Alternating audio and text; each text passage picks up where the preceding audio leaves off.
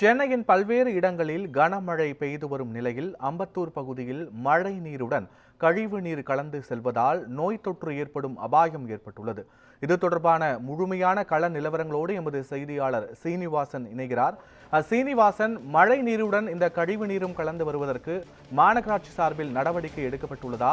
அங்குள்ள மக்களின் கோரிக்கை என்னவாக இருக்கிறது? மழை நீரை அகற்ற நடவடிக்கை எடுக்கப்படுகிறதா? நிச்சயமாக சென்னை புறநகர் பகுதியான அம்பத்தூர் சுற்றியுள்ள கள்ளிக்குப்பம், கருக்கு, மேனாம்பேடு, கொரட்டூர், வடக்கு, பற்றைவாக்கம், ஞானபுத்தி நகர், பாடிக்குப்பம் உள்ளிட்ட பகுதிகளில் ஒவ்வொரு ஆண்டு மழைக்கும் பொதுமக்கள் மிகப்பெரிய ஒரு பாதிப்பை சந்தித்து வருகின்றனர். முறையாக மழைநீர் வடிகால்வாய் அமைக்கப்படாததால் ஒவ்வொரு ஆண்டு மழைக்கும் சாலைகளில் சுமார் 2 அடிக்கு மேல் மழைநீர் தேங்கி இருக்கிறது. குறிப்பாக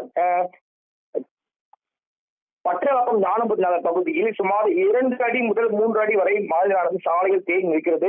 வாகன ஓட்டிகள் மிகப்பெரிய இன்னல்கள் சந்தித்து வருகின்றனர். குறிப்பாக அத்தியாவசிய பொருள் வாங்க முடியாமல் வீடுகளில் முடங்கக்கூடிய சூழலை உருவாகி இருக்கிறது. இது குறித்து பல முறை அம்பத்தூர் மண்டலம் அதிகாரம் புகார் அளித்தும் முறையாக மழைநீர் வடிகால் அமைக்கப்பட்டால் மட்டுமே இது போன்ற பாதிப்பிலிருந்து பொதுமக்கள் மீட்கப்படுவார்கள் இந்த பகுதி வாசிகள் தெரிவிக்கின்றனர். மேலும் மழைநீருடன் கழிவு கலந்து சாலை தேங்கி இருப்பதால் தொற்றுநோய் படும் அபாயமும் ஏற்பட்டுள்ளது.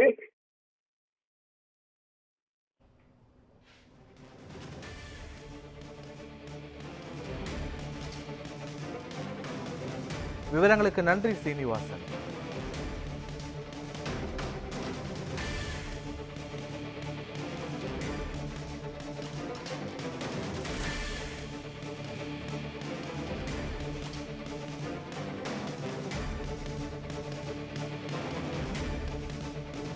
சென்னை அம்பத்தூர் பகுதியில் மழை நீருடன் கழிவு நீரும் கலந்து வருவதால் அங்குள்ள பொதுமக்கள் பெரிதும் பாதிக்கப்பட்டுள்ளனர்.